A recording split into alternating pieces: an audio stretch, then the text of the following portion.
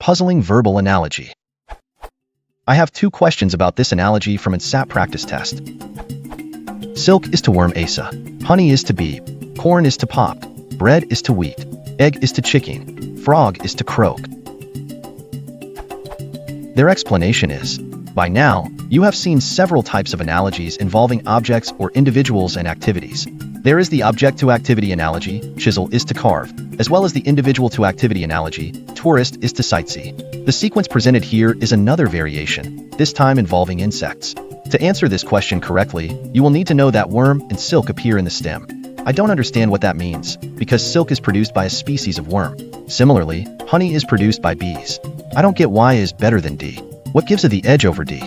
Their so-called explanation doesn't clarify that. What am I missing here?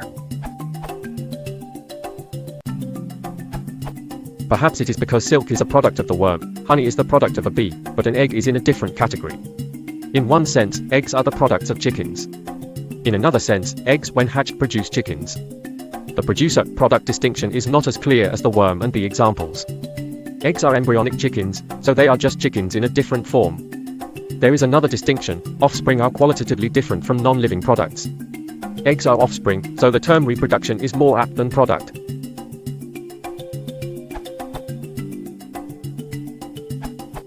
With the stem, I assume they mean with stem, silkworm and honeybee.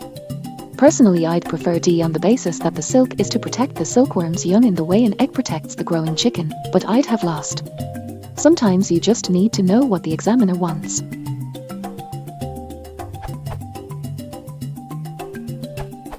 Typically, analogies are looking for the answer that is both correct and is most closely related to the stem, which is the set of 2 words you are given between which you are to find the relationship.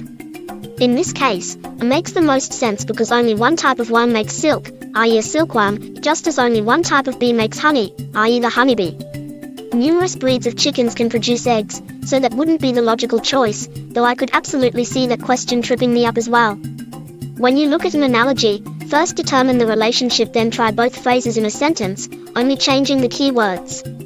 For example, silk is made by a silkworm, and honey is made by a honeybee. Looking at it that way, I think it's easier to see why you wouldn't say, egg is made by an egg chicken. I hope this helped clarify things a bit.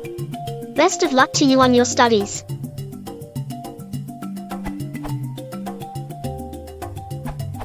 To answer your aside, STEM is a technical term used by test writers for the part of a question that precedes the options. A multiple choice item consists of a problem, known as the STEM, and a list of suggested solutions, known as alternatives. Source: Vanderbilt University website. I agree with Tatsumi about your main question.